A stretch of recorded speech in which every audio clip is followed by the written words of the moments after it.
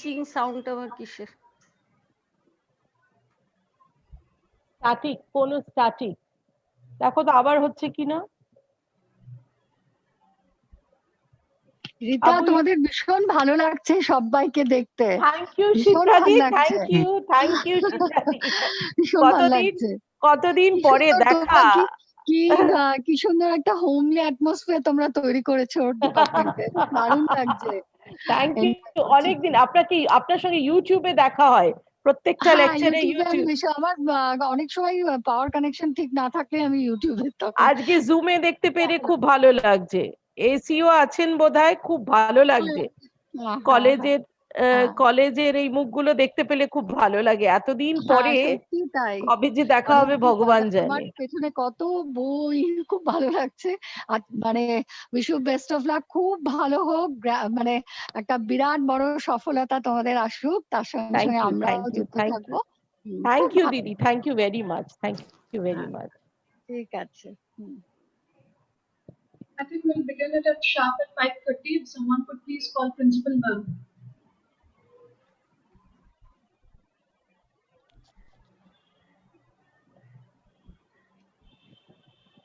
আবু কি একটা ফোন করবে? হ্যাঁ হ্যাঁ, আমি করছি।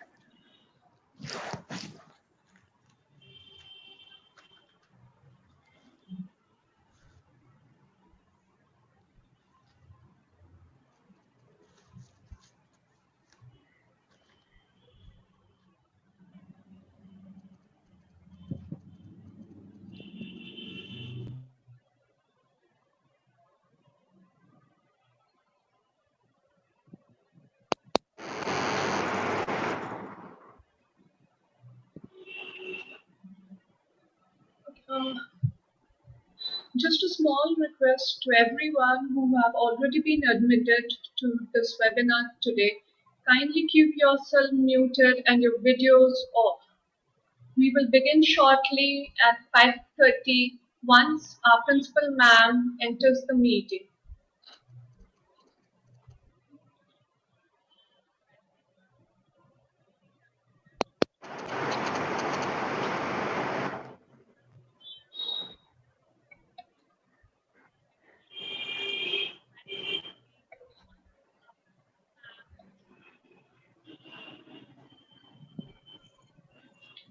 Please keep yourselves muted and your videos off.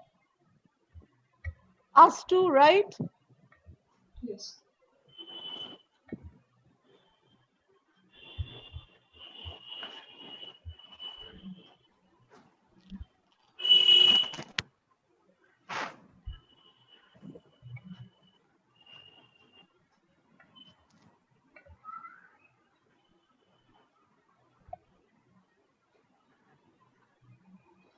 Good evening, everyone.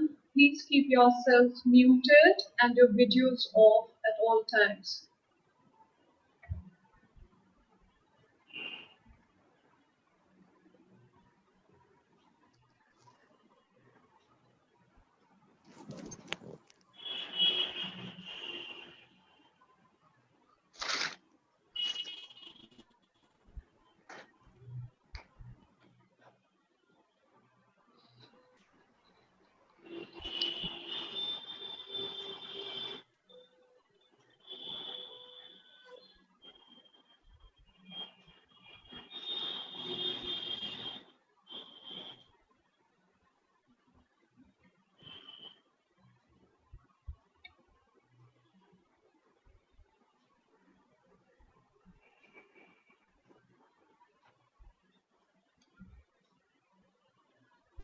Very good evening, everyone. We will begin shortly.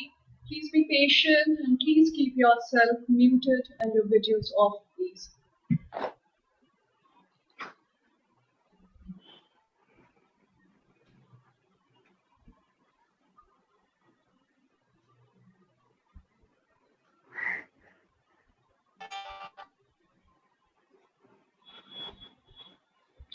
Ruchira Rana, if you could please keep yourself muted.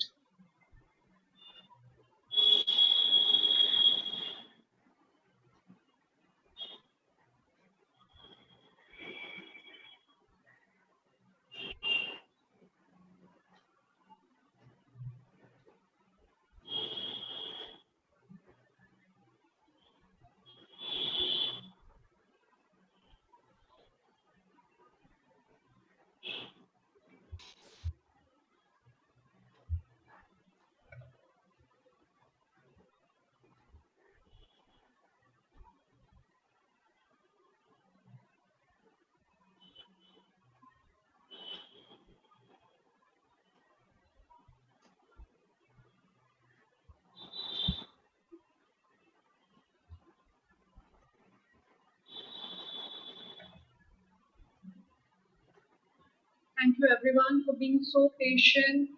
We will begin shortly.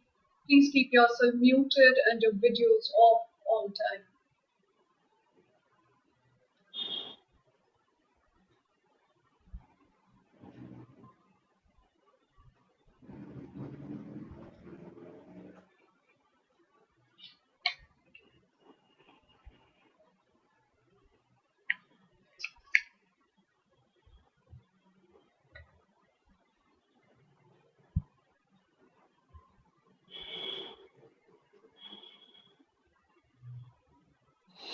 I request everyone who have already been admitted to this webinar today, kindly keep yourself muted and please keep your videos off.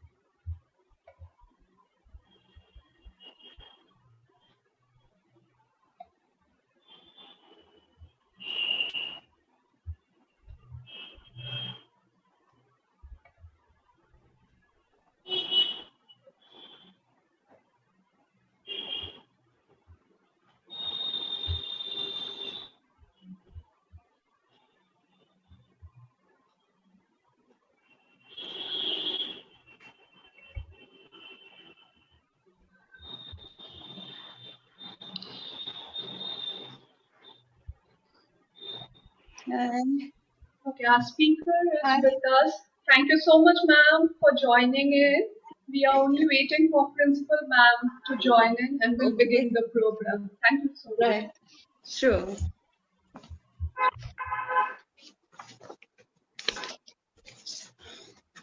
So how many people do you have viewing this program? 165 as of now on Zoom. 106. 65. 165. That's a generous number. Okay. I request everyone to please keep yourself muted and your videos off. We will begin shortly. We are waiting for our Principal Ma'am to join in.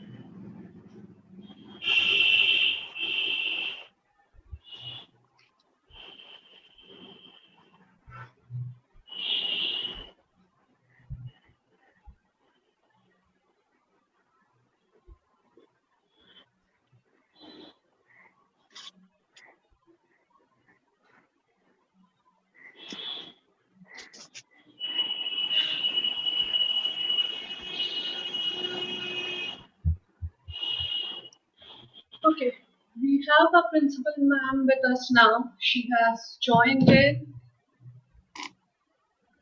Good evening, ma'am, and I believe we will begin with our program now. Good evening, everyone. I welcome you all to the special lecture organized by English Department in collaboration with IQAC Maharani Kasiswari College. The topic for the special lecture this evening is Redefining Culture and Femininity, Mary Wollstonecraft's A Vindication of the Rights of Women. Published in 1792, A Vindication of the Rights of Women is one of the earliest and trailblazing works of feminist philosophy. A major female voice of the Enlightenment, Wollstonecraft came as an interloper and as an outsider to the political theory canon of the Enlightenment. She expressed her dissent against social constructions and deeply embedded cultural misapprehensions about gender, challenging the conventional views of female intellectual ability that denied women's entry into institutional education. She proposed a political and social order in which women were treated as rational and autonomous beings. Until the late 20th century, she mostly occupied a marginal position as a writer of the Enlightenment. It is only in recent times that she has emerged as a strong advocate of women's rights and also as a major female writer of the Enlightenment. Wollstonecraft's ideas that envisage equal educational opportunities for both genders are often echoed in the literary works of other female writers like Ruqayya Shekhawat Hussain and Rashasundari Devi. These writers promoted female education in their respective societies and have contributed majorly in redefining culture and femininity. As the joint convener of the Study Circle and Seminar Committee, Maharani Kasiswari College, I welcome you all again to this special lecture today. I now hand it over to Professor Rita Chatterjee, Head, Department of English, to deliver the welcome address. Over to you, Rita Ji. Am I audible, Chandrima? Yes. Okay. Okay, thank you, Chandrima, for introducing the topic. On behalf of the Department of English, Maharani Kasiswari College, I extend all of you a very hearty welcome. A very good evening to all. First, I would like to thank a few people without whose help this would not have been possible. We express our sincerest gratitude to our chief patron, our principal, Dr. Shima Chakraborty, for her constant support and encouragement. Her faith in us made this seminar possible. Next, I would like to thank Dr. Tapun Kumar Chand, Coordinator IQAC, for his spontaneous response to our invitation. Dr.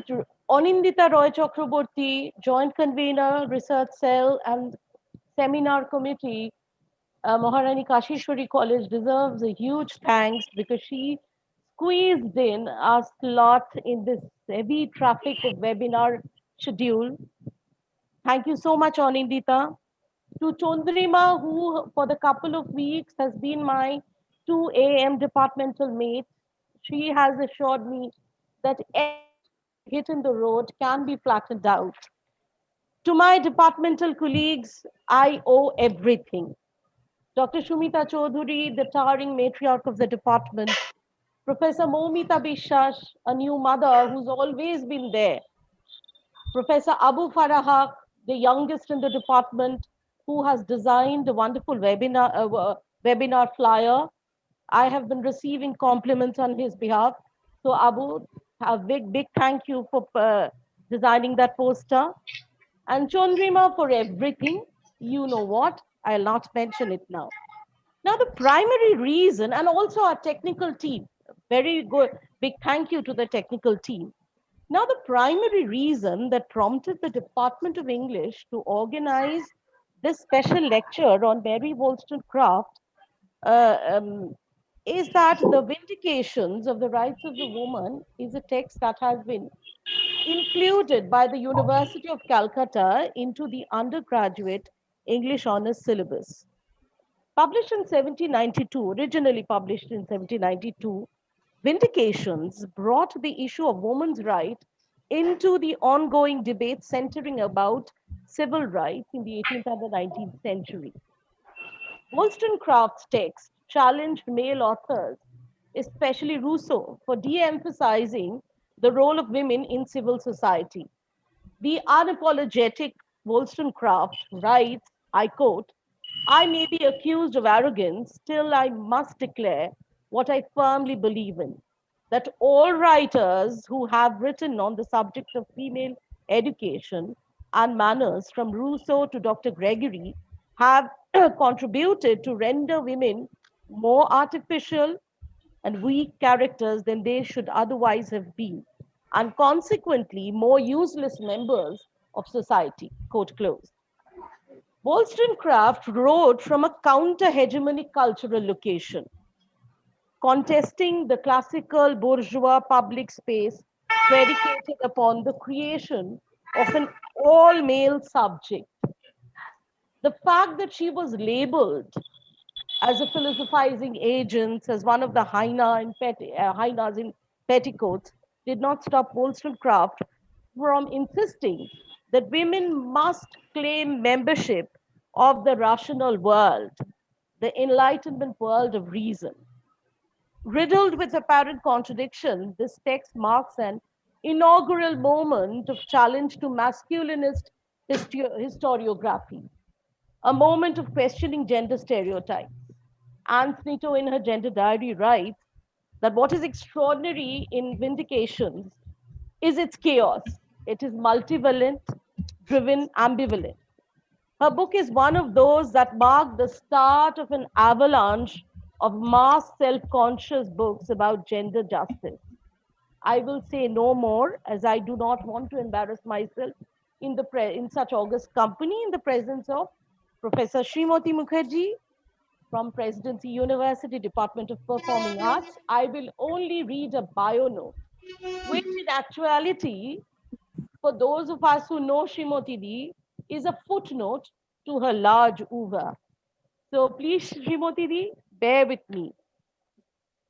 Professor Srimati Mukherjee is professor in the Department of Performing Arts at Presidency University. Her areas of academic competence are feminist theory, narrative studies, post-colonial theory and literature, performance theories, and theater studies. She has 5 books, one of which is an edited volume and one a translation of Rabindranath Thakur's Bhogini Nivedita.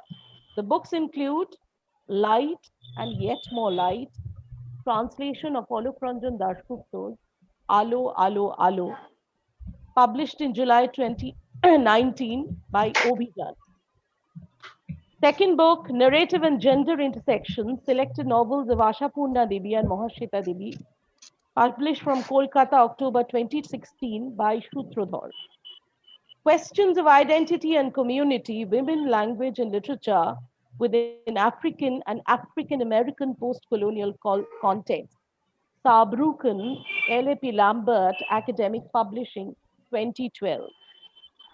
Sister Nivedita, translation of Rabindranath Tagore's Bhogini Nivedita, published in February 2016 by Sutrodhar. Many Contexts of Indian Writing in English, edited, it's an edited book, published by Avenel Press from Kolkata in 2010.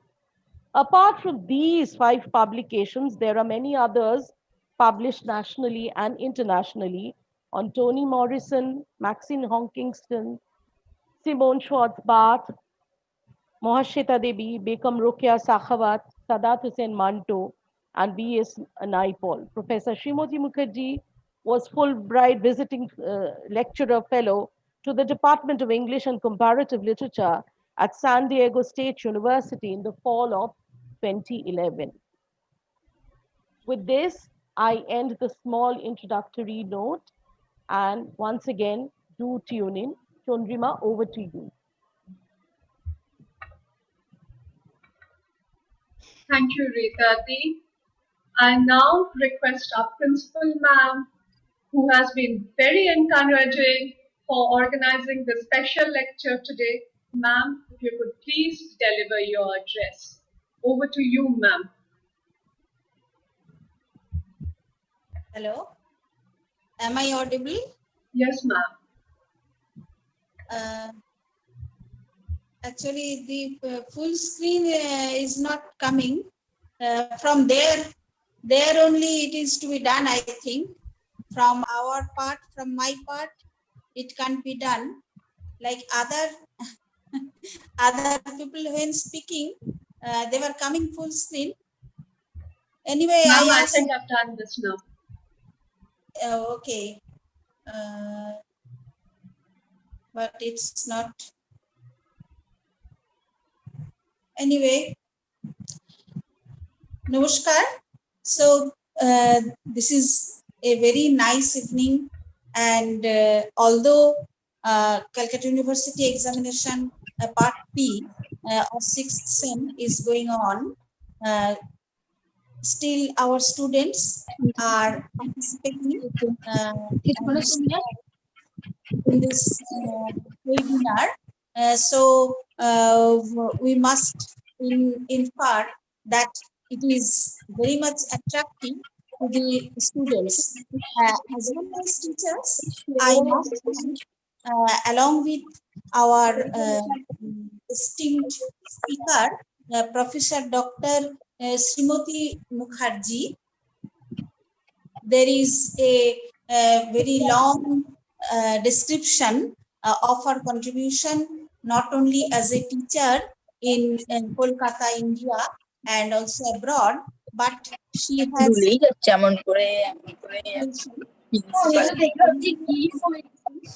to the literature part also, not only writing and also transcription of various important books, what she has done.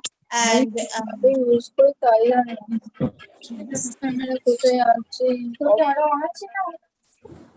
hello. Some mics are not muted. Some mics Yes, are ma'am. muted. Yes, I'm fine. So Monisha Beda, some mics are not muted. You I need request everyone to please mute yourself. I'm extremely sorry. Anyway, now it is fine. Everybody has muted, and we will be very happy and also enriched from our respected speaker, Professor Mukherjee, who will talk on on today's subject topic, that is it is redefining culture and femininity, and elaborately she will discuss on the famous and beloved by all of the women all over the world, Mary Wollstonecraft. And actually, in introduction, other English teachers have said about Wollstonecraft, and I can't say anything more. Actually, I don't know more also. Actually, what I was learning, that she was famous by two books. One is on rights of men, the same topic, a vindication of the rights of men, that she wrote in 1790, and a vindication of the rights of women, that she wrote in 1792. She was born in 1759, and unfortunately, the world lost her at the age of 38 only. Actually, she wrote a lot about the women's rights. That is depending actually on her background. Her father, Mr. Edward, was having a reasonable amount of money, property, but he actually invested them in some projects which failed, and he became very frustrated, And at that time, like many other men, he was very much angry all the time with his wife. That was the only place to drop all his anger. And he was drunk, and almost every day he used to beat with cruelty his wife. And that time, Wollstonecraft was very small, a child, and from her childhood only, she was habituated to observe this and tried her best to save her mother. In teenage, our author, to be discussed on, she used to help her mother a lot to save her from her father. And at that time, long back, she had independent thinking that only education can improve the condition of women. And at that time, education was there for women also, but that was different. Women were supposed to learn only singing, and learning how to behave softly, talk softly, like this, nothing beyond this. And she was protesting against this, and in her writings, she expressed a lot, she advocated a lot for equal rights of women with men. It is can be mentioned that at that time, actually, people were continuing the idea from very long back, like Aristotle, the great Greek philosopher. He said that the relation between men and women is like that between a superior and inferior. And also the relation is like the ruler and the ruled. So before Wollstonecraft also, there was a book on reflections of the revolution of France. Revolution in France, this Edmund Burke, he wrote a book on that, and he said that the revolution should come very slowly, and also he believed on the idea that the treatment to women, to society, should be like our ancestors. That means the idea from Aristotle's time that should be continued in their time also. And most uh, that is unfortunate that one church father, he was a friend of Aristotle, and also staying very close to Aristotle, and he said that a man defective is a woman. It is not accepted by any independent thinker, whether a man or a woman. And as time goes and we are in modern age, we can remember Maxim Gorky's writings about Russia. What was the condition of women there? They were just for torture. Whatever may be the relation, the women were always to be tortured by men. And there were very cruel processes, as we know.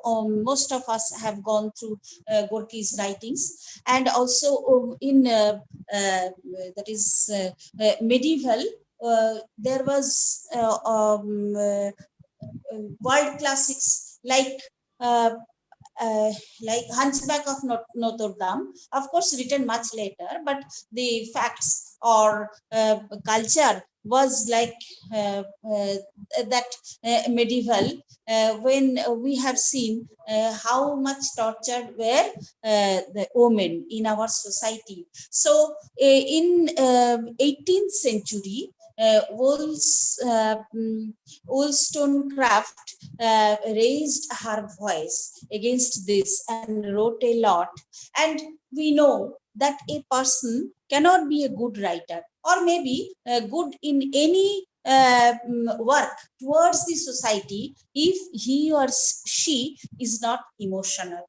And if we look back to her life, we come to know that actually she went in 1794 to France to observe herself the revolution there.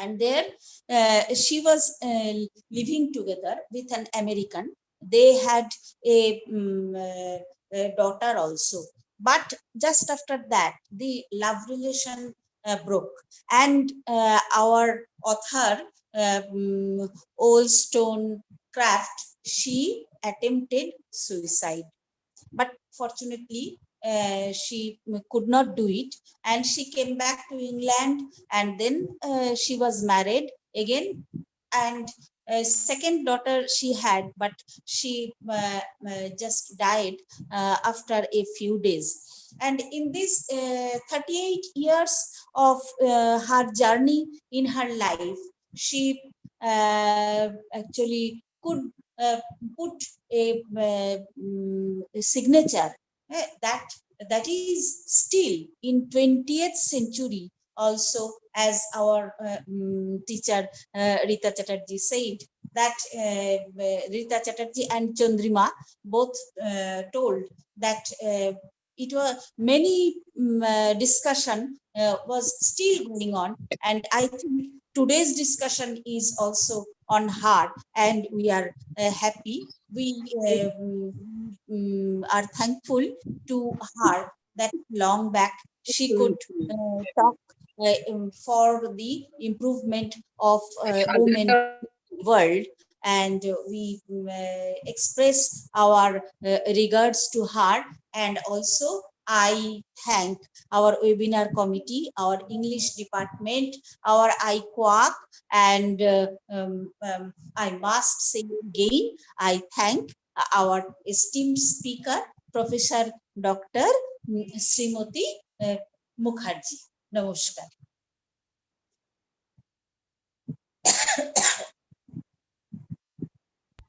I'm finished. So much, ma'am, for delivering your welcome address. I now would like to ask our IQAC coordinator, Dr. Pawan Kumar Char, to please deliver his address.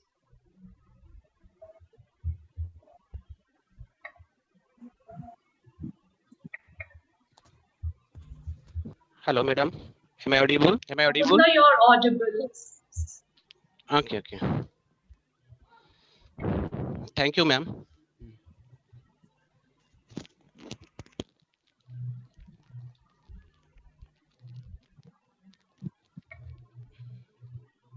Respected principal, madam, esteemed resource person,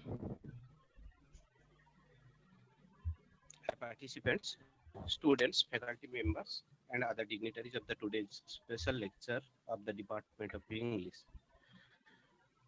First of all, on behalf of the Internal Quality Assurance Cell of Maharani Kasiswari College, I welcome you all to this session. In association with Internal Quality Assurance Cell of the college, have arranged today's talk on the topic Redefining Culture and Femininity.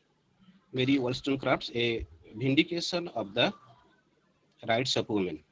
It's a great pleasure from me. It's a great pleasure for me to talk something in a special lecture session, as I am not much familiar with English literature, but like to talk a little about the today's talk.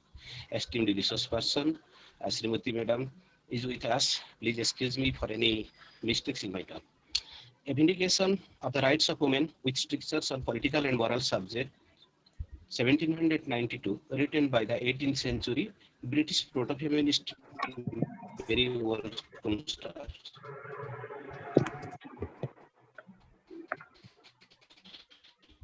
Is one of the earliest works of feminist philosophy. Edith Wollstonecraft responded to those educational and political theorists of the 18th century who believed that women should not receive a rational education.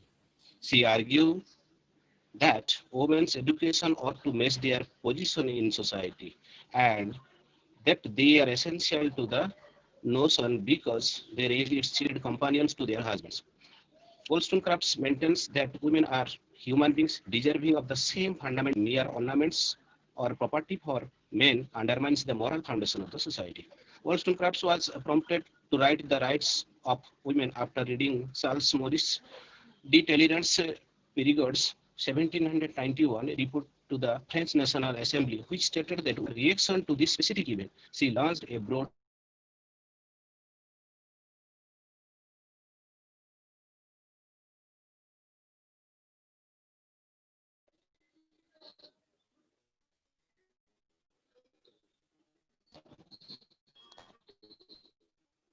Hello.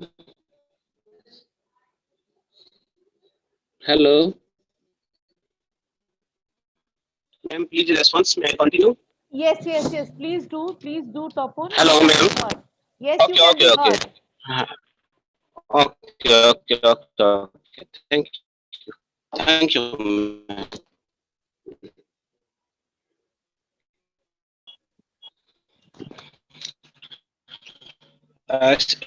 She launched Wollstonecraft was prompted to write these rights of women after reading Charles Morris de Talleyrand's Perigord's 1791 report to the French National Assembly. From her reaction to this specific event, she launched a broad attack against sexual double standard, indicting men for encouraging women to indulge in excessive emotion. Wollstonecraft hurried to complete the work in direct response to ongoing events. She intended to write a more thoughtful second volume, but died before completing it. There are so many different aspects we found in this work of the Mary Wollstonecraft.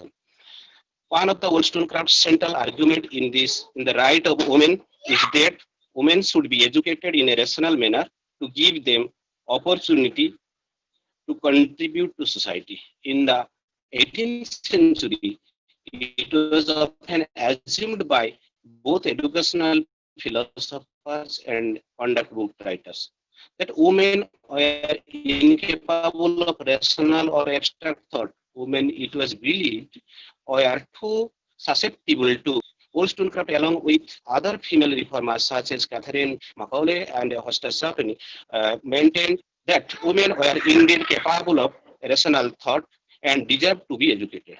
She argued this point in her own conduct book, Thoughts on the Education of Daughters, 1787, in her children's book, Original Stories from Real Life, 1788, as well as in the Rights of Women. Stating in her preface that my main argument is built on the simple principle, that is, that if a woman be not prepared by education to become the companion of men, she will stop the progress of knowledge and virtue. The progress of knowledge and virtue, for truth must be common to all. Wollstonecraft contends that society will degenerate without educated women, particularly because mothers are the primary educators of young children. She attributes the problem of uneducated women to men and a false system of education gathered from the books written on this subject by men who consider females rather as women than human creatures. Wollstonecraft attacks conduct book writers such as James Fordyce and John Gregory, as well as educational philosophers such as Jean-Jacques Rousseau, who argues that a woman family it is wrote on 1702 or 60 that women should be educated for the pleasure of men. Wollstonecraft, infuriated by this argument and attacks on not only it but also himself, intent on illustrating the limitation that contemporary educational theory based upon women. Wollstonecraft's rights thought from their infancy that beauty is woman's sector. The mind shapes itself to the body and roaming on its guilds only to add its praise. Encourages young women to focus attention on beauty and outward accomplishments. They could achieve much more. Wives could be the companions, their husband, and even pursue careers should they so choose. Women might certainly study art of healing and be physicians as well as for Wollstonecraft, the more perfect education is an exercise of understanding age is best calculated to strengthen the body and for the heart, or in other words, to enable individuals to edit such habits of birth as well as ready independent. Our resource person, Srimati Mukherjee, Professor and performing presidency cities with us. She will discuss on different aspects of Wollstonecraft's indication of the right of women really from different angles. I hope the effort of the Department of English be fruitful, cooperation from all participant faculty members and technical assistants altogether. I would like to extend my gratitude to all teachers and head of the department, Chatterjee, Associate Professor, Department of English for their initiative to organize this special. I would like to convey big thanks to Chandri Kormokar and Anil Raj, the joint convener of the historical and seminary of the college, for inviting me to something and this seminar. I am hopeful, wishing a great success of this lecture. Thanks to all of them. Okay. Thank you, Tapanda. Before I invite our guest speaker, Dr. Srimati Mukherjee, I will still request all the participants to keep yourself muted and your videos off for a smooth streaming of today's special lecture. Now I would like to welcome our guest speaker, Dr. Srimati Mukherjee, Professor, Department of Performing Arts, Presidency University. Ma'am, over to you now.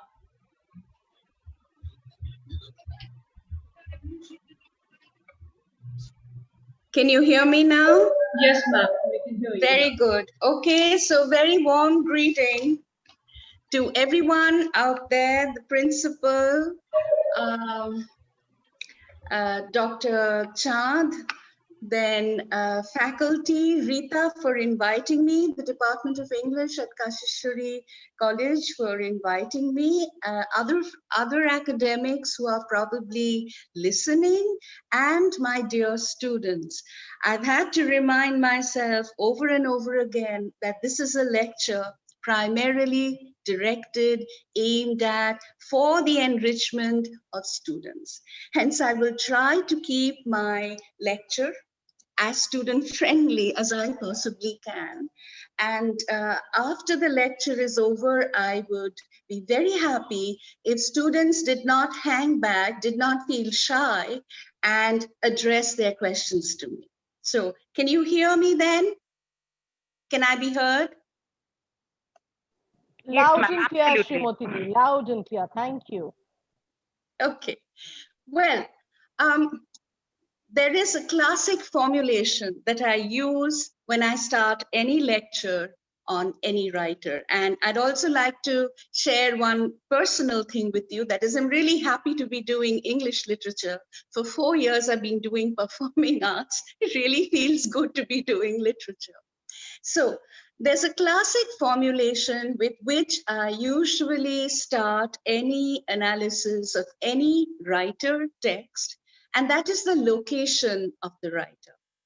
So there are 4 fields, 4 coordinates, intersecting coordinates that one should keep in mind. This was outlined by Trinity Minha in her book, 1989 book, Woman, Native, Other. There's been an enormous amount of writing on women, very paradigmatic shifts as to how one should, woman, women, female, feminine. I'm going to get into all these categories, and there's a book by Mariama Ba called Une si longue lettre, which is so long a letter, in which a woman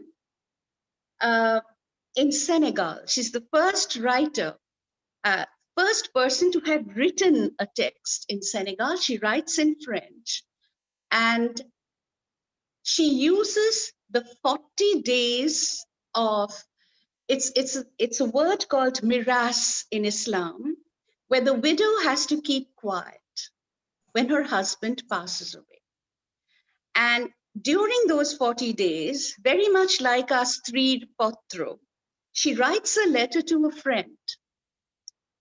I mean, not in Strid Potro, she doesn't write to a friend, but writes to her husband. But here, the character Ramatulay, she writes to her friend in America. And in the process, she unveils a society that is highly patriarchal. And even after she bore her husband 13 children, he got married to the good-looking friend of their oldest daughter. So the reason I mentioned Mariama Ba, I did not think I would start my lecture by mentioning her, but she has this line there. Every time I see a woman emerge out of the shadows, I feel happy. I feel like that. I feel many people in the audience feel like that. So getting back to race, class, gender, and historical context, these are the 4 coordinates that I was speaking of. Very important coordinates within which to position a writer. Now, if you look at Wollstonecraft, her dates are 1759 to 1797. Just 36 years old. There's been so much criticism of Wollstonecraft also. Today, people say things like, "Oh, she didn't address so many questions. She only spoke of heteronormativity. She must have been a Christian," and so on and so forth. But if we considered the times for a woman, and there's nothing short, she was a phenomenon. I would not even call her a genius. She was something more than that. And she was only 33 when she wrote A Vindication of the Rights of Women. At 33, I was barely finding my own voice. So hats off to this woman, really hats off to her. And the fact that all of us here today in Bengal, in Kolkata, are participating in this forum also has something to do with her. Because early 19th century Bengal, beginning with Ram Mohan Rai and Bidyasagar, you all know that it was a time of social reform. And one of the most important questions that agitated people's minds then, people meaning male intellectuals and reformers, was the woman's question.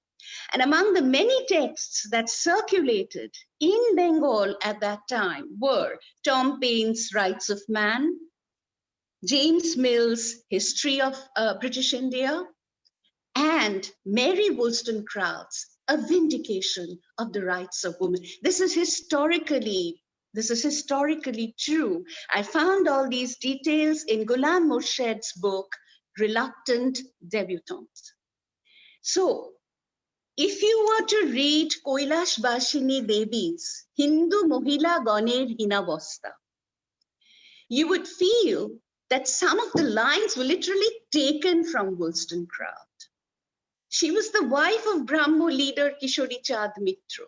And at that age, no woman would have read Wollstonecraft. So Kailash Bashini, I guess, I'm pretty sure she read Wollstonecraft. Because many of the lines, many of the arguments, many of the premises of the text really echo Wollstonecraft very strongly. And then the other writer in 1903, Begum Rokeya Sakawat Hussain, her first essay that created a huge stir was Olunkarna Badge of Slavery. Olunkarna Badge of Slavery.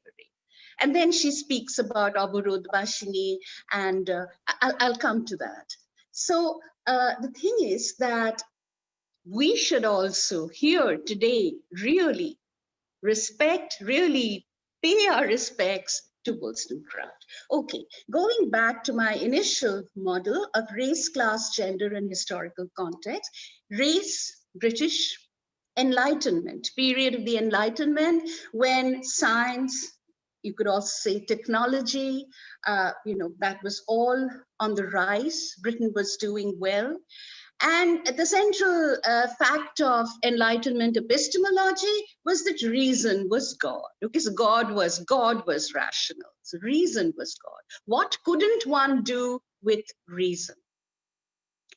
There's a line in Wollstonecraft's of Vindication of the Rights of Woman. When I read that, I almost did a double take, where she says, women can be educated to think so rationally that they can even talk to God. Not talk to God, but cooperate with God. I thought, wow, that's like really overreaching. That's really ambitious.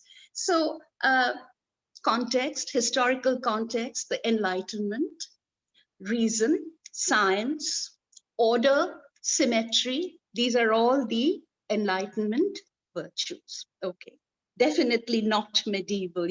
The principal madam mentioned the medieval age, which is why I'm speaking about it. Class, middle class. She's from the middle class, and she aims her vindication at the middle class, because she says, we know that in the French Revolution, it was the middle class as well as the workers who were involved. So middle class, the middle tier, is very important in all of these deliberations and all these ideas of reform. I mean, she says that the elite or the aristocrats, their children are so spoiled that there's no point in, no point in factoring them in, or no point in addressing them. So it's the middle class. So class, then gender. Okay, so that's a very explosive, very powerful context in this lecture. And so is historical context. Let me dwell,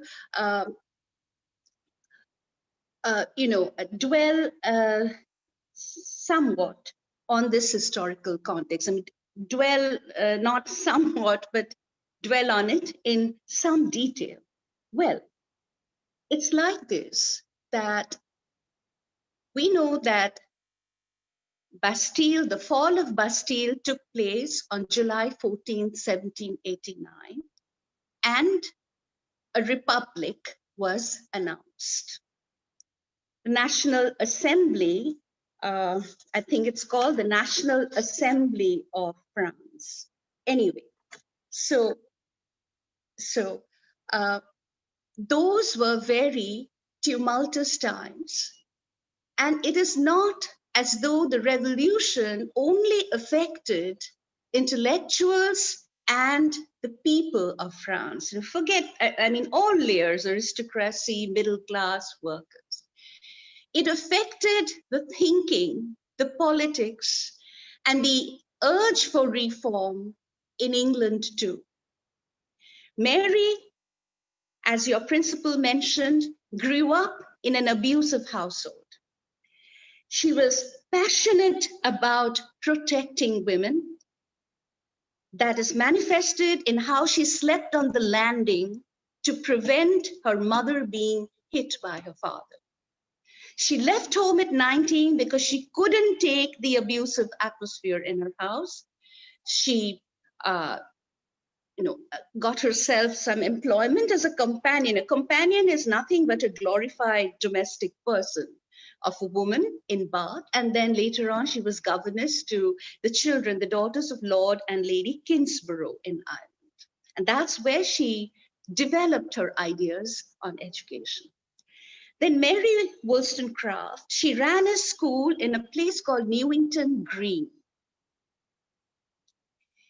In that area, the dissenter intellectual, the dissenter radical intellectual, Dr. Richard Price. He was active in that area, and she got to be friends with him.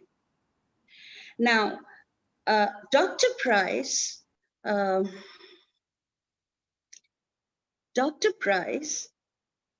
supported the revolution. And on 4th November, he delivered a sermon called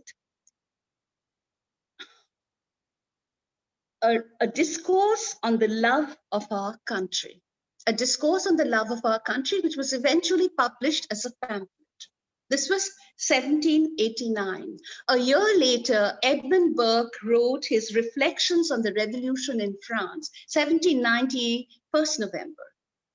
1790, 29th November, Mary Wollstonecraft wrote her first edition, anonymous, of The Vindication of the Rights of Men. Look, that is Vindication of the Rights of Men, but the latter text is a vindication of the rights of woman.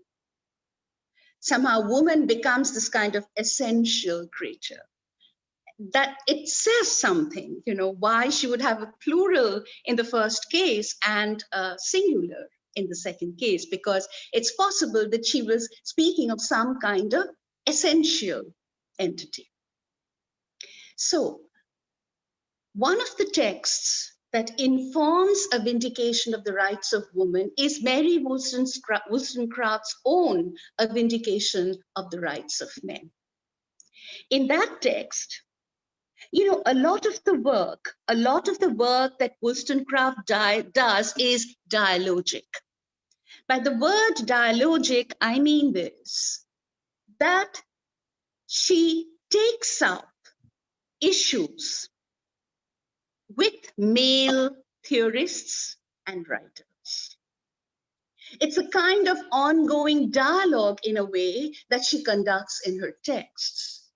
In the first Vindication of the Rights of Men, 1790, she tells Burke, she addresses Burke in the text, and she says that it is not humane on his part to feel sad that Louis and his wife were guillotined or that the mob behaved badly with them. He said, these are people who have been deprived for centuries. It would have been humane on your part had you sympathized with them. And you're mourning over the loss of beauty, the loss of the rituals of aristocratic life. You know, I was very shocked when Yeats wrote that poem, What Prayer for My Daughter, in which he wants the daughter to be part of aristocratic life.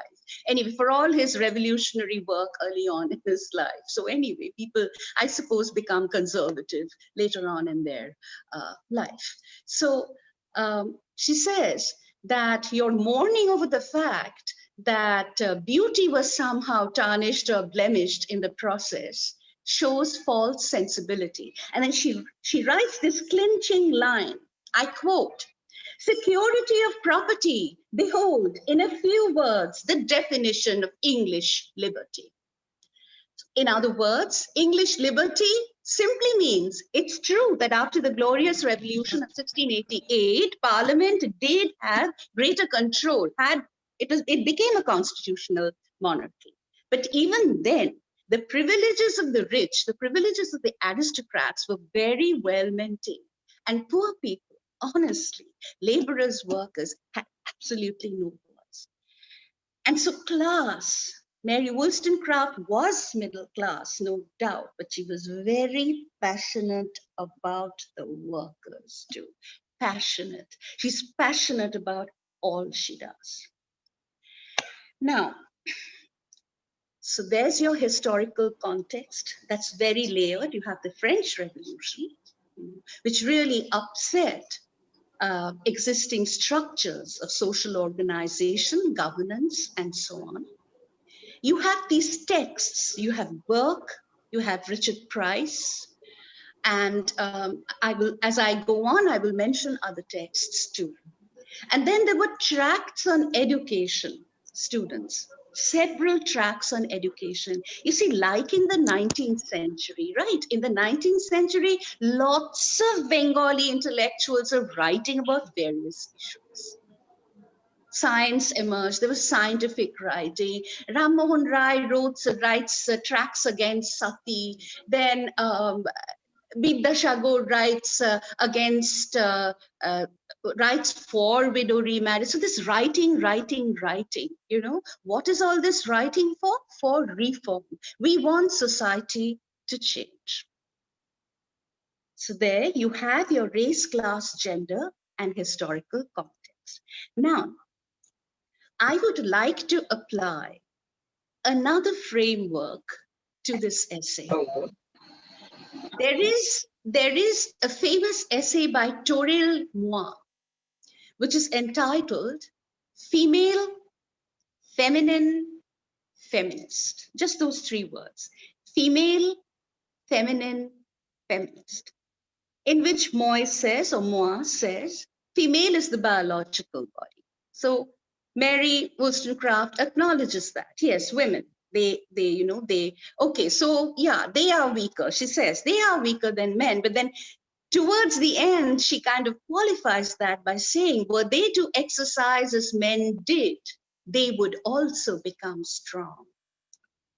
So, you know, if you were to read the entire Vindication of the Rights of Women, you would see that she's arguing towards sameness. There are a lot of problems with that. There are a lot of problems, a lot of internal contradictions, epistemological contradictions in Wollstonecraft's essays, and we are going to try and look at some of them. Those contradictions are there, no doubt, but the critique that she offers of society is a very powerful and a very original one. So female, yes, biologically female. Now, feminine, Toril Moi says, feminine is cultural, the attributes that culture considers relevant to women. So at the time, if you were to read the Vindication, what are these attributes that she is questioning and would like to efface or like to have replaced? Well, those attributes are weakness, delicacy, delicate, ignorant, vain, and a whole lot more, which I will, discuss as I go on. And what does she say should come in its stead? I mean, when I read that line, I was honestly extremely struck. She says, women should become more like men. Let women become masculine. I mean, that is really a revolutionary statement. Let me see if I can find this. Okay, see, this is the quote, all right? Quote, but if the imitation of manly virtues, the exercise of which ennobles the human character, raise females in the scale of humankind, then all those who view them with a philosophic eye must, I should think, wish with me that they, meaning women, every day grow more and more masculine. Can you imagine that? I don't think anybody, I doubt anybody in India, at least in the 19th century, definitely not. Nobody, I don't think anybody in India would say that. We have treatments in dance dramas like Chitrangada. Okay, we know about Arjun and his playing of the role of Brihanalata, right, where he plays the role of a woman. And we have the case of Chitrangada, who was mistaken as a man by Arjun. But that's as far as we will go. I doubt anywhere in polemical literature anybody has written that women should become more masculine. Now, I am fond of certain terms. They are, one of them is epistemological shift, okay? Epistemological shift means when a basic assumption in society changes. Like, for instance, Copernicus, Galileo, they changed belief in a geocentric world to a heliocentric world. That was huge. Darwin's evolution of species. I am not saying that Wollstonecraft was successful in doing this, but she's arguing for something like this. It was truly revolutionary what she was arguing. Women should become more masculine. Now, why does she say that? Why does she say that? Why did I say that her position is contradictory? I will explain that to you vis-a-vis this very point. That is, just to recapitulate the point she makes before she gets to this idea of masculinity. Well, she says that women from childhood, they are not given any kind of orderly education. You get her investment in Enlightenment ideology when you see how fond she is of the word orderly. She loves order and structure. She feels that men are able to develop their thinking, become intellectuals, because they go through a structured process of learning. And she saw that women, all they did, girl childs, they just acquired a certain smattering of knowledge, nothing really organized. And from childhood, they were told, this is middle class. We've all read Pride and Prejudice, have we not? Haven't we seen the hysteria that Mrs. Bennet has over her daughters getting married? And I would like to share this with you. Jane Austen, too, was influenced by Wollstonecraft.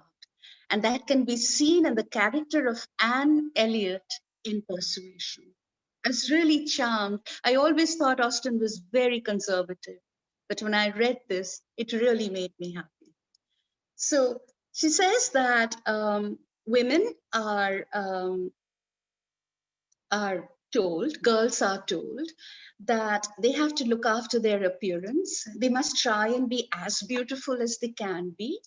And they should spend a lot of time on dressing, on clothing, and that they should try to find an eligible husband. Now, remember I used the term dialogic for her writing? I'll tell you why. You know, there are other things I didn't tell you. I missed telling you because I guess time is somewhat constrained. That is, as part of the historical context, students, you also have to look at her earlier writing. One very important text in this context is Thoughts on the Education of Daughters. She wrote that when she was working for a publisher called Joseph Johnson in London.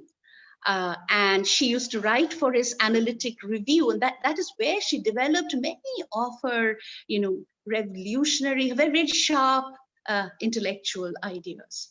So going back to this question of dialogism, what does dialogism mean? A dialogue, it's like she's having a conversation with another author in that text.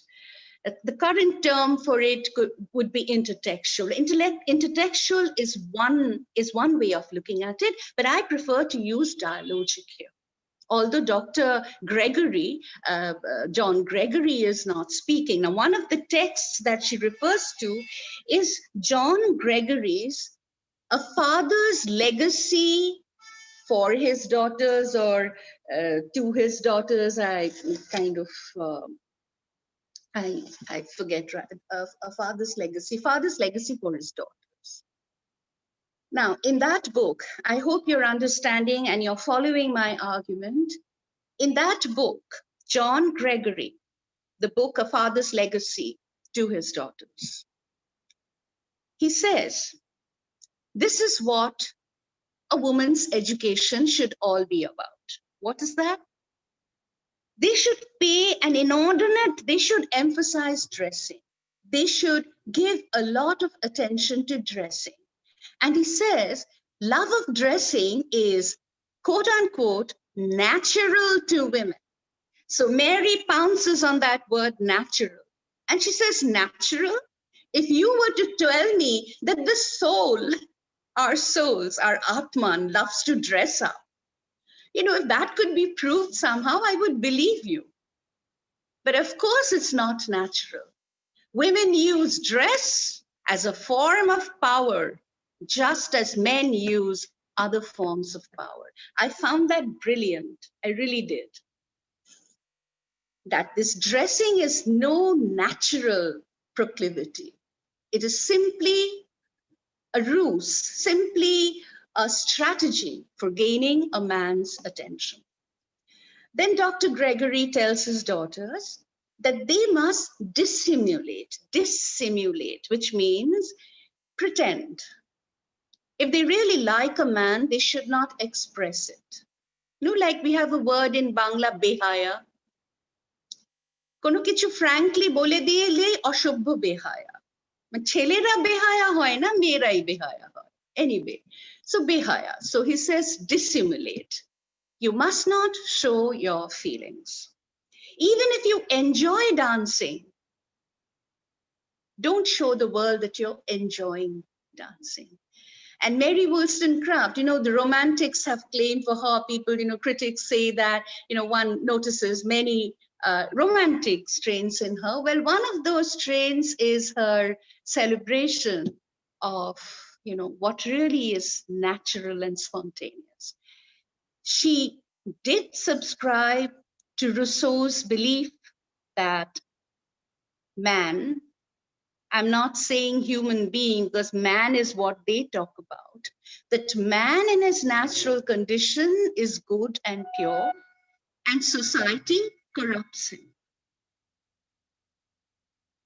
So Wollstonecraft, Rousseau is also another one of these persons in the text with whom she's having this dialogue.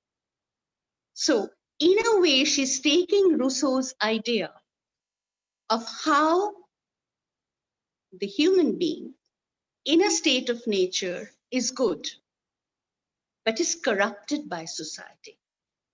So her point, it's a major point, a very powerful point, very incisive interrogation and intervention.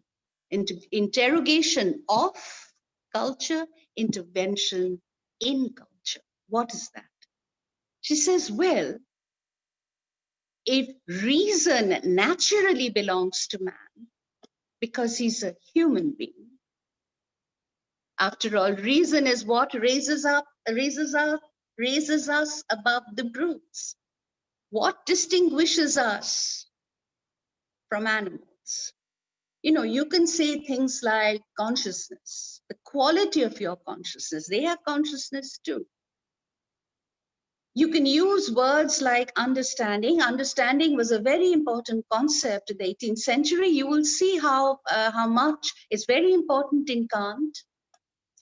Imagination and understanding are different, and Coleridge in his Biographia Literaria has a lot to say about the understanding. But the understanding is something that understands general principles, whereas imagination, as Coleridge explains, and which he takes from Kant, is something that dissolves, diffuses, and dissipates in order to recreate. It's the highest, the secondary imagination. So the word understanding is also very often used by Mary Wollstonecraft.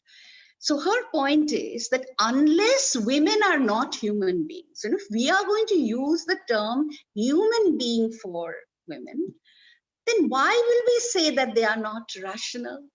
Why will you write conduct books?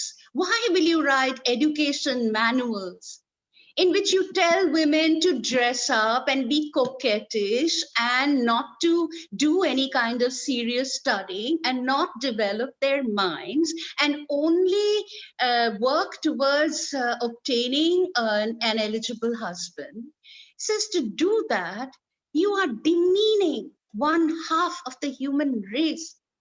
I don't know how many of you have read As You Like It, but while reading this, I was reminded of As You Like It, where Orlando tells his older brother Oliver that you keep me like a beast. You do not give me education. So you see, you know, education is the key. Why is Wollstonecraft so passionate about education? So is Kailash Vashni Devi, and so is Begum Rokeya. It's only education that can bring the mind out of a state of, what should I say, blindness, subservience to useless ideas, teach you to question, teach you to assimilate, teach you to understand. You know, she is so psychologically acute too. I'll point out her mistakes and her drawbacks later. I really admire her. So I'll tell you how psychologically astute she is. She says that a great deal of the corruption in society, she uses this word, I mean, that's one of her basic premises, that society is corrupt. She says one of the principal reasons for corruption in society is that women are not orderly. She writes that. And by orderly here, she doesn't mean being neat, but orderly in one's thinking. She says men are trained to be orderly, to go through. That's why you have curriculum. That's why you have class 1 to class 10, because it can't all be done in one shot. It has to be done step by step. So that's what she means by orderliness. She says women, they just learn a little bit, then they observe a certain amount, then they use their common sense. As a result, they do not, listen to this, they do not bring experience, reflection, and speculation together. She uses the word speculation several times while talking about the trajectory that education must have. That is, I get the feeling that she's honestly arguing for scientific methodology of learning. She speaks about observation, experience, observation, experience, reflection, and speculation. What I think she means by speculation is trying to put it all together. So she says men have this. Now remember her statement that women should become like men, women should become more masculine. Well, this is what she means. This is what she means. Physically also acquire the kind of strength that a man has through physical exercise and so on, but that she doesn't labor too much, but the intellectual accomplishment. That men have trained minds. We all know the value of training. That is why when you're young, do not waste your time. Do not waste your time. This time is very precious and it will never come back again. So you must use your time to develop your mind and your talents. So see, she says, observation, experience, reflection. You have to reflect on what you have understood, and then speculation. So this is one of the reasons why she would want women to be masculine. Now, going back to this whole idea of being beautiful and dressing up and so on and so forth, she says that let's look at it this way. And here again, going back to dialogue, she dialogizes with Milton. Milton, Pope, Rousseau, and Dr. Gregory. These are the four people with whom she has the dialogue in a vindication of the rights of women. So I'm going to make sure that you understand or you recognize all four. Dr. Gregory, I've already mentioned to you.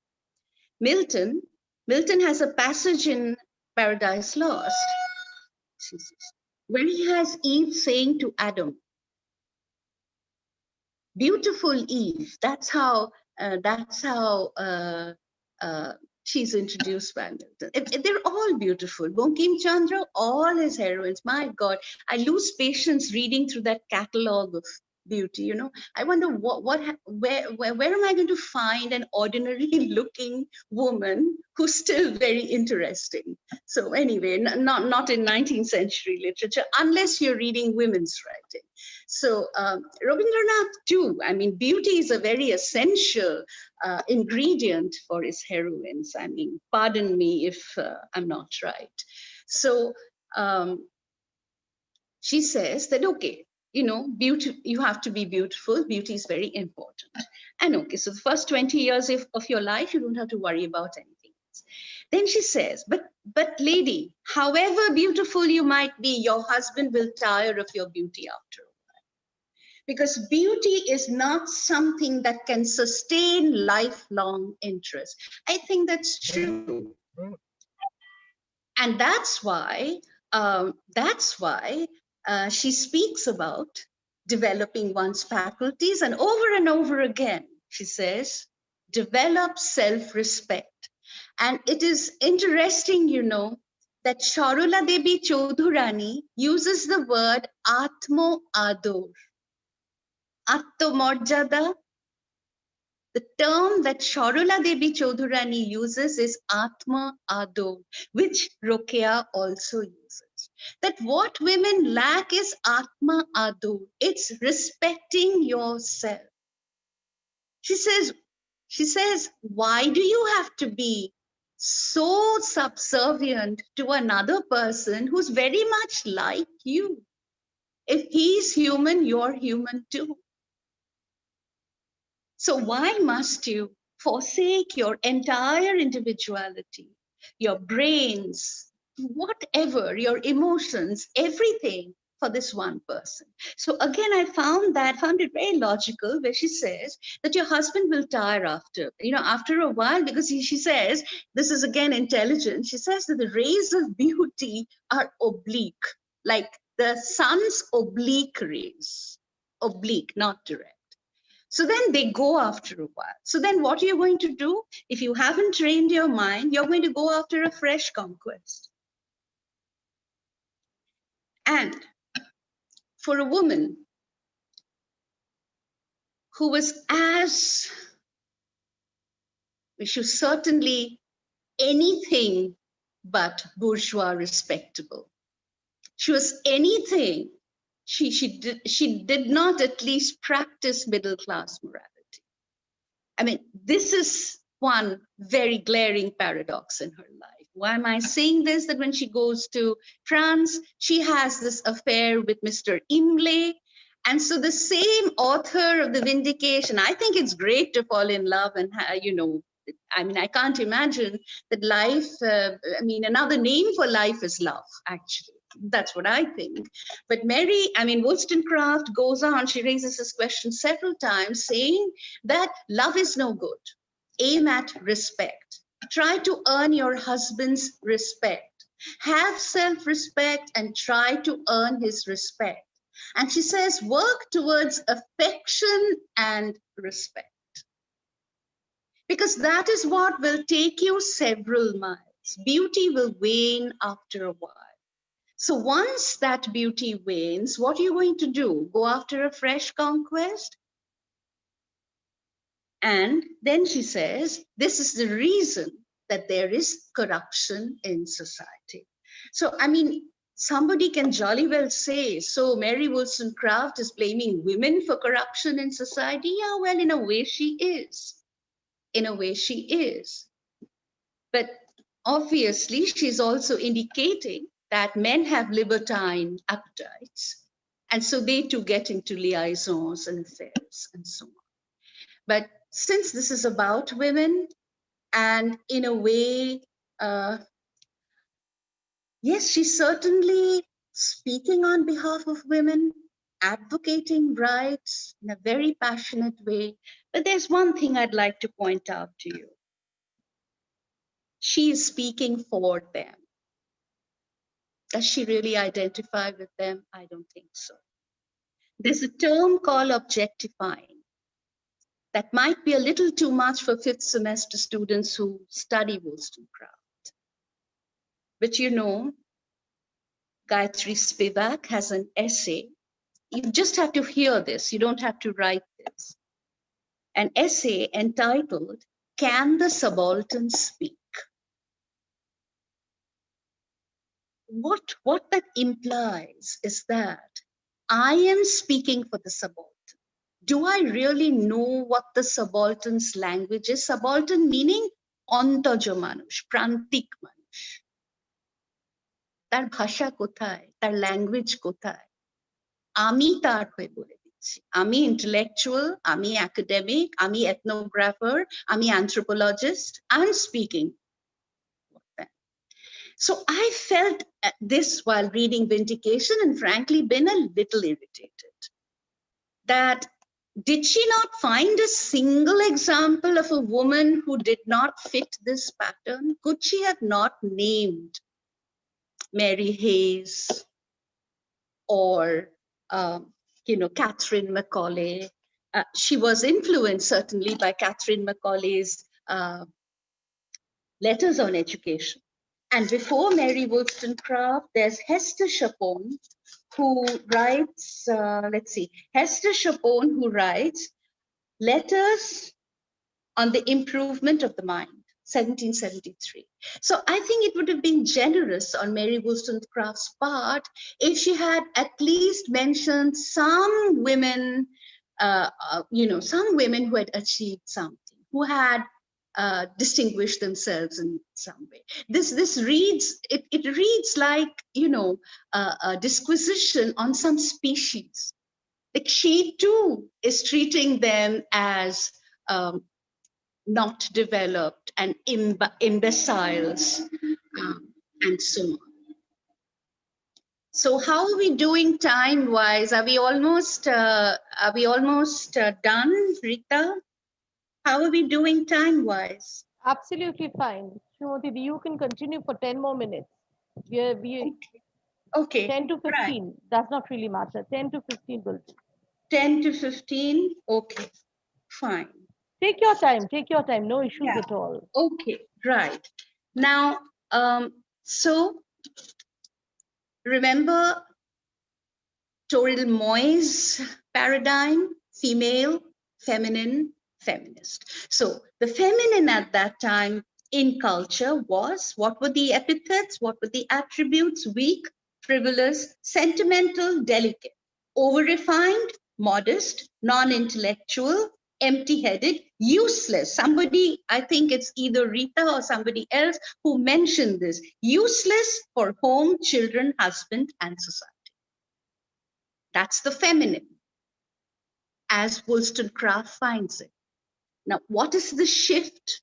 What is she advocating? What is her idea of the feminine? Feminine is always cultural. Women should become more masculine, rational, equal, independent, have self-respect, and be virtuous, committed to society, family, and intellectual. This virtue thing is a huge thing in Wollstonecraft. So, this consistent harping on virtue, I found that also a limitation in the text. I mean, why is it that women have to carry the entire burden of being virtuous? And if she followed her own principles, she would not have had a relationship with Imlay out of wedlock. So you see, these are the contradictions that I personally don't like. I feel there's no need to say these things. Her own life, you see, her own life bears out the power of love and emotion, love and emotions in experience. The vindication throughout, from the beginning till the end, is a warning against love and emotion. I understand where she's coming from. I think she feels that this whole concept of love is not really the real thing. It's more conquest. It's flirtatiousness. It's being on the surface, seducing. I mean, you know, one of the great men with whom she has the dialogue is Rousseau. I did mention Rousseau, but didn't really develop this point. So Rousseau has a tract on education, which is named Emile, E-M-I-L-E.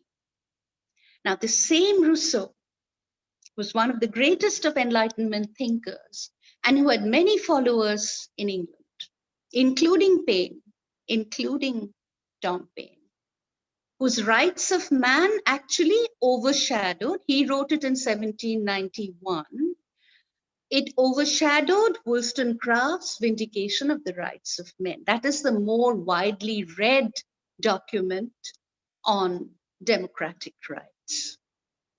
Now, Rousseau, who advanced this revolutionary idea that men were equal in nature, and they were good and they were corrupted by society. So Wollstonecraft takes that idea in the sense that women were corrupted by social structures, social norms. Female manners, at the very beginning, she says that this is a book on, or an essay on female rights and manners. I'll come back to that. Going back to Rousseau. So Rousseau speaks about man in a natural condition being good, and all human beings were created equal. In nature, they were equal. It is only culture that created kings and laborers. Fine. But the same Rousseau said, the business, a woman's job was only to please men. A woman's job, a woman should be educated to please. And she says, why do women have to please? Why does a wife have to please? Let a mistress do that. A wife should earn her husband's respect. So,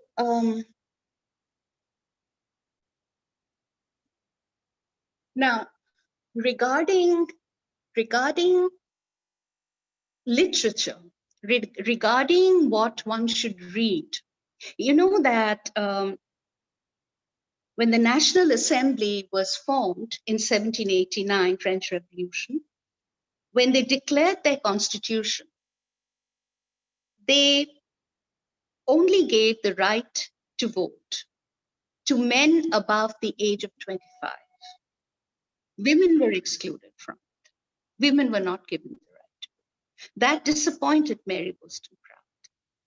And then Talleyrand, Talleyrand, Talleyrand instituted a national system of education, national education, no longer, you know, certain elite like Eton and Harrow, where the rich people's, noblemen's sons went to get an education, national education. She requested him very earnestly to include women in his national education. He did not. He did not.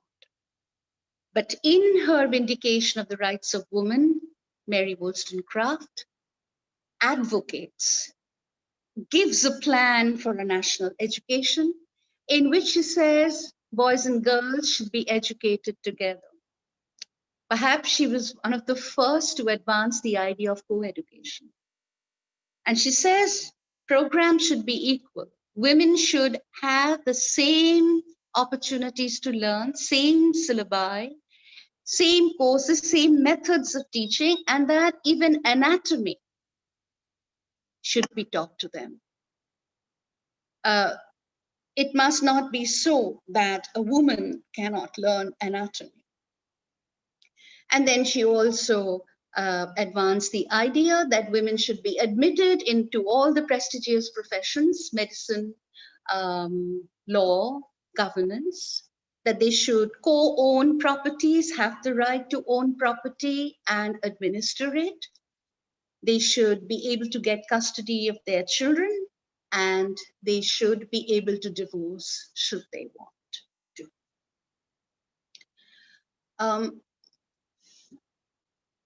There were a few other points regarding what she says in the vindication that I'd wanted to say to you, but you may write something down, but when you speak, and I'm not looking at what I wrote, but certain things that I would still like to tell you is that she, as I said, she does not mention any contemporary, any woman contemporary, which I find a limitation. And she says that women should not read novels. Now, if you think of Binodini and Chokher Bali, they said that novel podle mera bidoba hoy. So, but that's not Mary Wollstonecraft's contention. She feels that novels did not have any real matter. They were vapid and empty and false sentiments. And you know that was also the age of the sentimental novel, man of feeling, right? So, and then Jane Austen has her famous Sense and Sensibility. So she says that novels, and people who were contemporaries who were writing novels, Hannah More, Fanny Burney, and people like that. So she says women should not read novels. They should rather read history and essays. Now, regarding this novel thing, there's an example that I would like to share with you that I thought of while reading this text. Is some of you may know of Gustave Flaubert's novel, Madame Bovary. Madame Bovary was written in the middle of the 19th century. And Flaubert wrote Madame Bovary. He said that I know what poetry is like and I am a poet, but this was an age when scientific methodology had a huge impact on literature, at least it had on Flaubert. And he felt that scientific learning was clinical, scientific writing was clinical and precise. And there was no, this bombast. Even Mary Wollstonecraft says that I will write in a simple language. I will treat women as rational creatures, not as children. And I will expect to have my argument understood. So now, going back to Madame Bovary, Flaubert declared that I can write like the poets, but I want to write something that is true to life, that is clinical, that is what happens.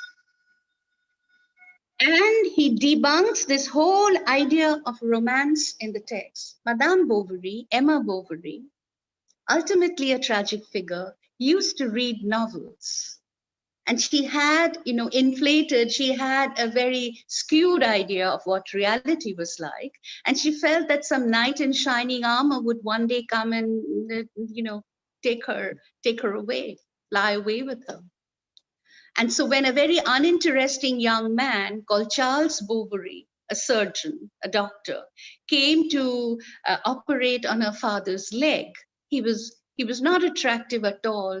He was not anything what she would imagine would be romantic. She falls in love with him, they get married, and then it's disillusionment for her. So perhaps Wollstonecraft means something like that novels, at least the kind of novels, that were written at that time, women writing novels, had these kind of inflated, unreal situations in language that was not true to life. And therefore, reading novels would harm the woman's mind, a girl's mind.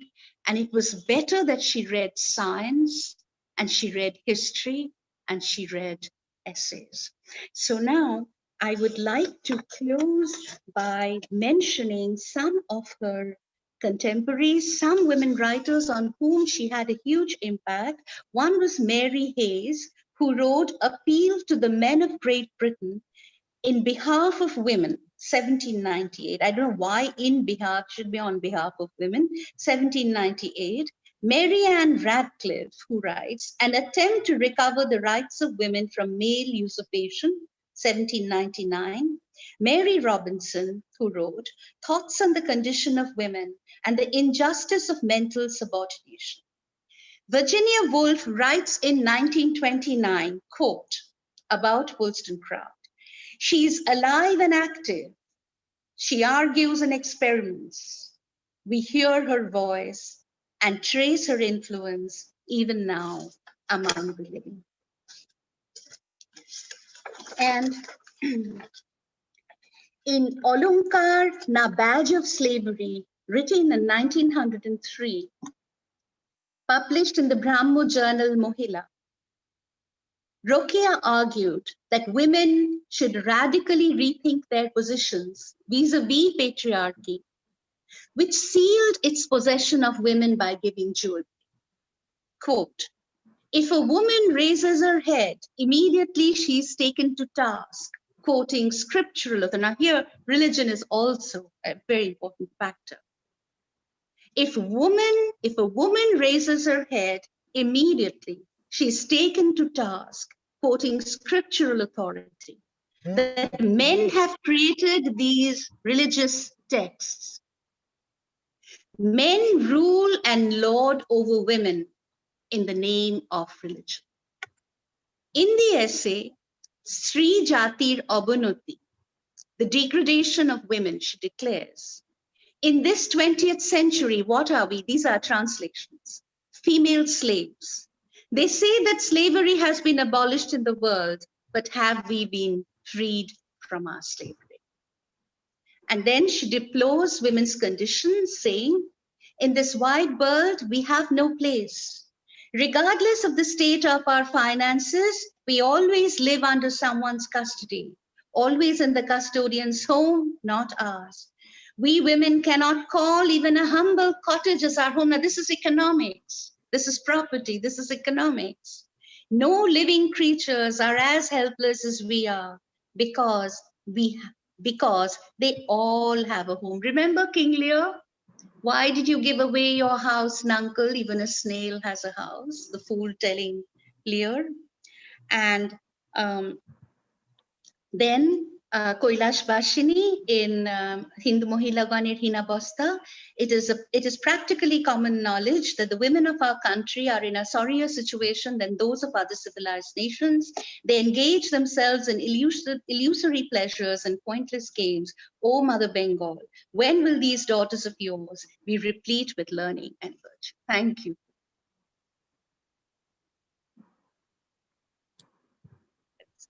I'm done. Thank you so much, ma'am.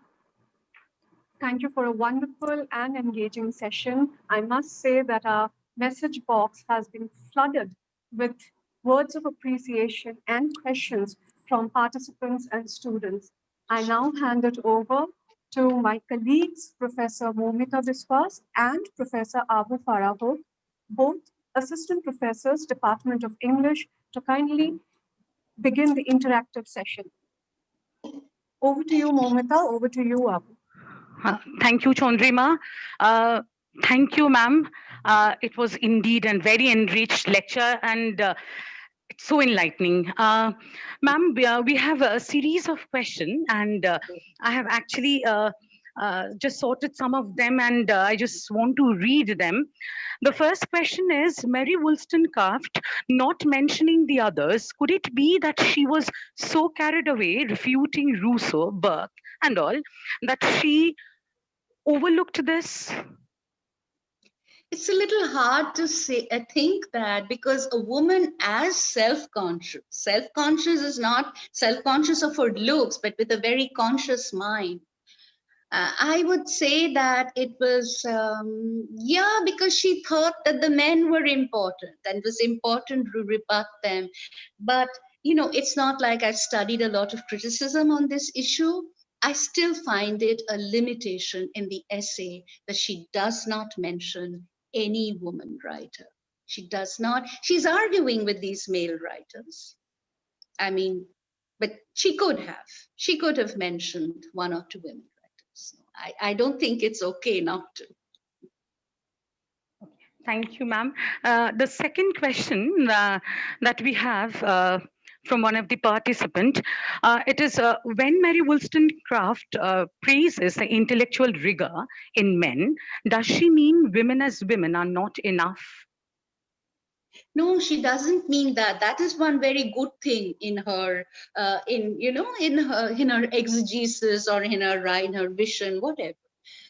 She feels that women are absolutely at par. Her starting point is that if reason is what earmarks the human being as superior to the brute, to the animal, and if woman is a human being, then how is it possible that a woman cannot be equal to a man? In nature, they are equal. Why is it that culture has made them so unequal?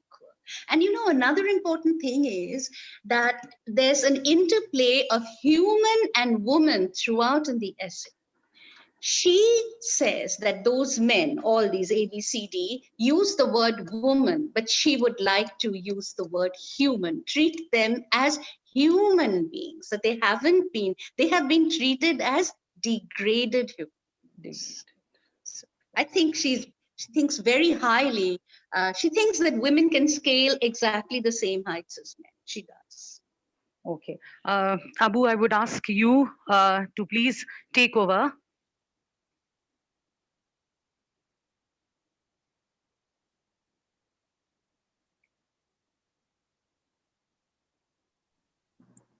Abu, if you could please take it over from Momita.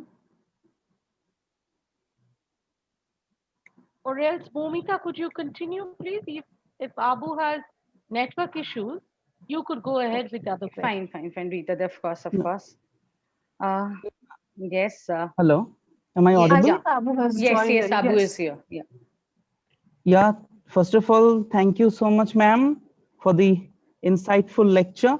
Let me take some of the questions from here.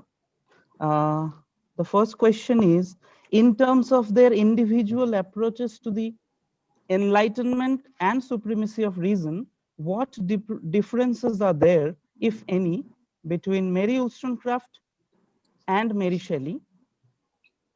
And okay, all right.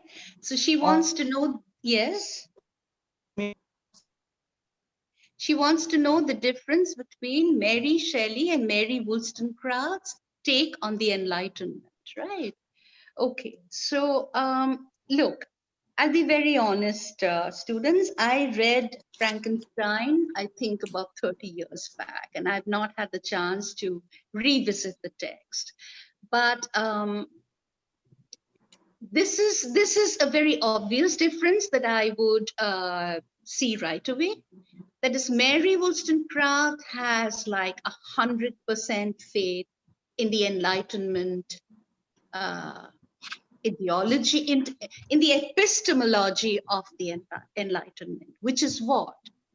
The basic premise of Enlightenment thinking is that reason is supreme, reason is paramount. And if you were to, and this goes back to Locke and Berkeley, and especially Locke, that if you were to apply reason, you could have happiness in life. I also have a problem with that. I'd just like to add one thing, which I'd wanted to say before, is that in Wollstonecraft, there is no provision for excesses. There's a psychoanalytical critic called Juliet Michel, who says that women are more involved in careers as hysterics than men. They are more frequently mental patients than men are. So these are things that Wollstonecraft does, and she thinks that everyone is equally rational. All you have to do is use your rationality. But in Mary Shelley, I mean, this is answering your question. In Mary Shelley, Shelley shows somehow through her novel that there are forces in the universe. There's a big quotient of experience, big arenas of experience that remain outside the power and purview of reason. That reason cannot account for everything, cannot account for chaos, destruction, self-destruction. I mean, a perfectly rational person would never commit suicide, right? But can we deny that all these unruly, chaotic, subversive elements exist in us? We are lucky if we don't do these things, but other people are doing, and they are human too. And by the end of the 19th century, you have Sigmund Freud, who speaks about the vast reservoir of the unconscious. See, Mary Shelley that way is more acute. She understands that there are areas of experience that are not mappable through reason. And that, yes, that reason can go wrong. This experiment by the scientist creates a monster. Now you have, if you were to read Keats, I'm sorry, this, my house is next to Kalighat station. So you hear this, the sound, the horn of the train frequently. So the thing is that, if you were to read Keats's Lamia, there is a line, we murder to dissect. That is, for poetry, for beauty, for all that to exist, you have to accept a certain indefinable adhara madhuri, some indefinable something in experience. Ke she mor, ke ba jani, I don't know. Je bar jonne mi kaan pete roi, as Rabindranath says in that song. That not all of it is accessible to reason. So Mary Wollstonecraft, and I say it with full kind of awareness of what I'm saying, is that her essay, as much as it celebrates the power of the Enlightenment, it also highlights its inadequacies and limitations.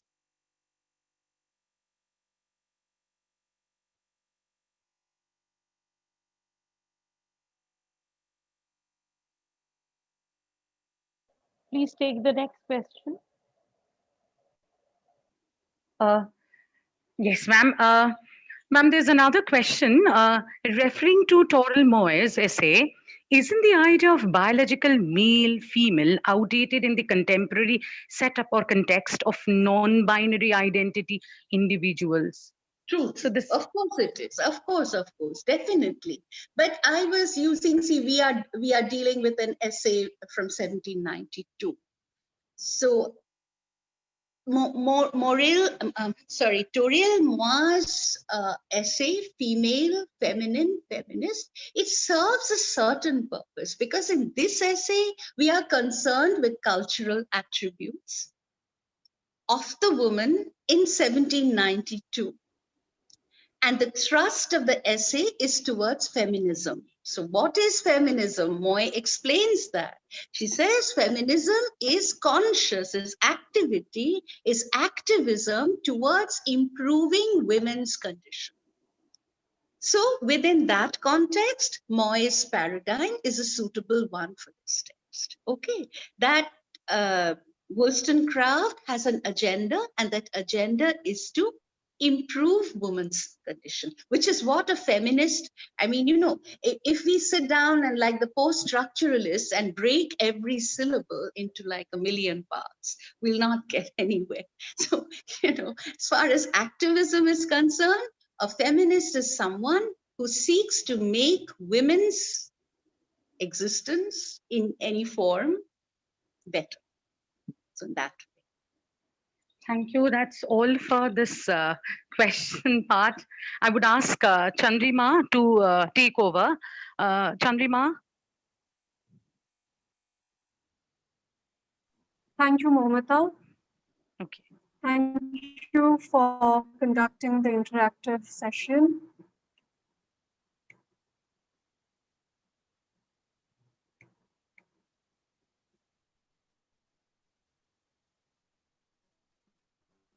A very good evening to one and all once again.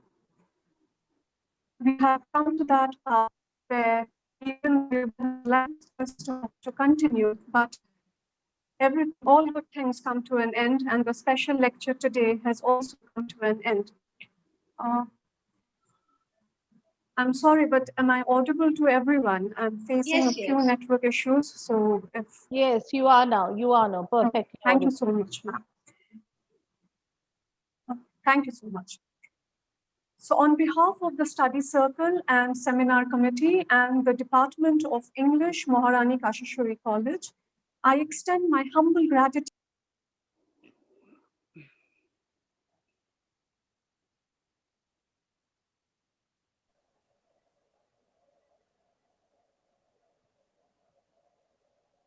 Chandrima, I think she has a few network issues, so I will be taking over. I wish to thank everybody on behalf of the college, the webinar committee, the technical team assisting us, Professor Urpita Bhaduri, Aparajita Dotto, Amit, the SSCT from the computer department, and the IQAC, and last but not the least, our principal ma'am, for having been with us throughout, having actually delivered such a wonderful address. And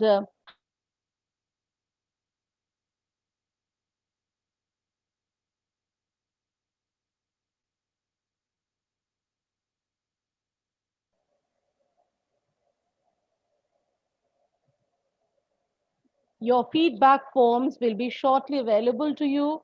And thank you, 1,000 times over, Srimoti Di, for this wonderful presentation. Thank you so much. You have always taught me not to be apologetic ever. So sorry for the technical glitches. And would Chandrima like to say a few words at the end? Chandrima, are you there? Okay. Would our principal ma'am please say something as a thank you note, ma'am? Would you please unmute your audio and say something at the end, a thank you note? Momita, please unmute her.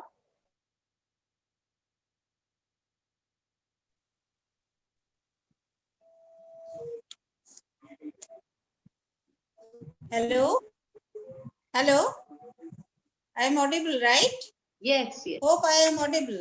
Yes, ma'am, you're audible. Yeah. You are Hello? absolutely audible. Yes, yes. Yes, we are just amazed by Professor Srimoti Mukherjee as she introduced the matter, combining the Western and Eastern, especially in Bengal, Kolkata, the situation of education and how the women that time had to fight for their education. She put a number of examples, and also she brought the names of Vidyasagar, Rammohan, Rabindranath from here, and Milton, and many others from Western literature.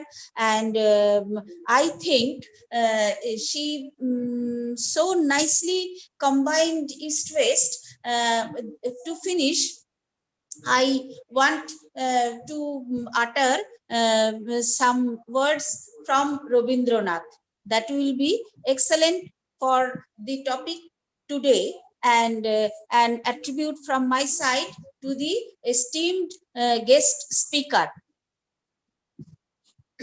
From Rabindranath, Chitrangada. Chitrangada also our speaker mentioned. So I want to stop by uttering that. Ami Chitrangada, Ami Rajendra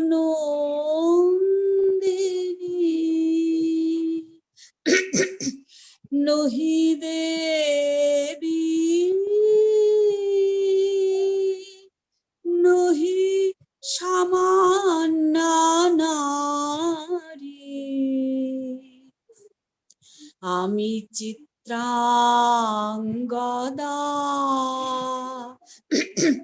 Rajendra Nandini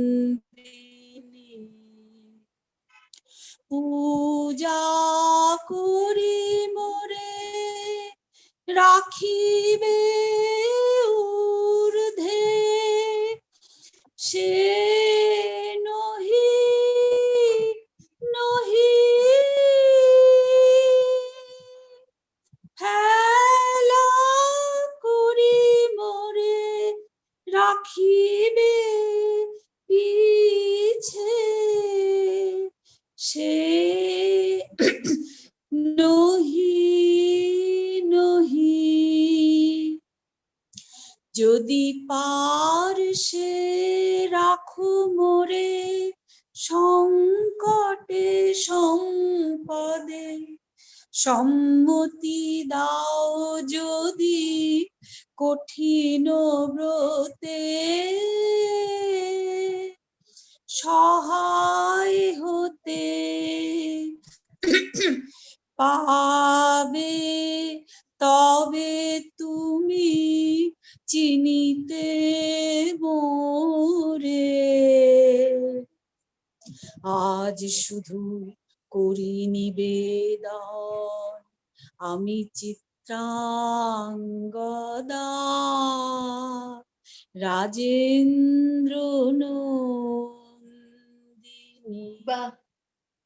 আমাদের রবীন্দ্রনাথ সারা পৃথিবীর মেয়েদের জন্য মেয়েদের মনের কথা এই গানটার মধ্যে বলে গেছেন।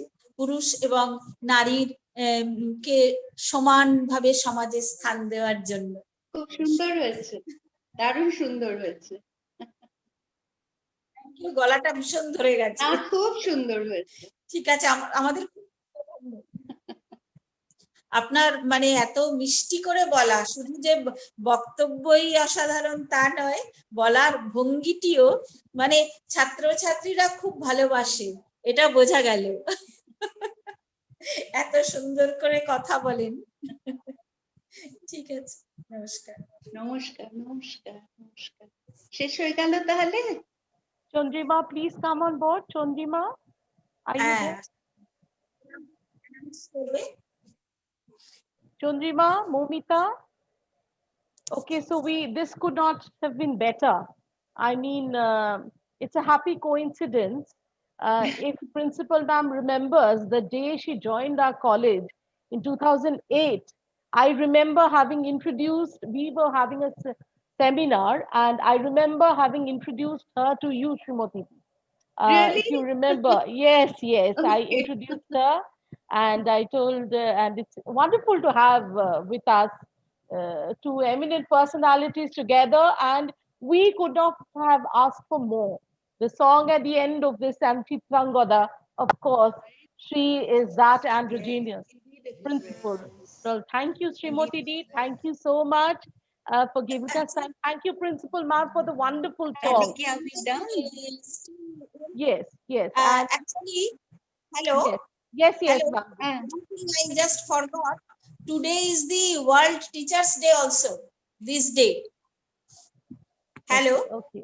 Yes, we can hear you. Teachers Day. So we celebrated it with a fantastic teacher with us in Kasiswari College. I can congratulate her again from Kasiswari College. Thank you, Srimati Di. Thank you, Dr. Chakraborty. Somehow আমার অডিওটার কিছু একটা হয়েছে। Now we can hear you loud and clear. We hope that we can have you over once again for another such an interesting session. Thank you so much. Thank you, ma'am. Thank you, all my participants. Thank you, Srimati Di. Thank you. Thank you, everyone. I had a good time. Thank you, everyone. Thank you. Bye. Bye. Bye. Good night. Good night, everyone.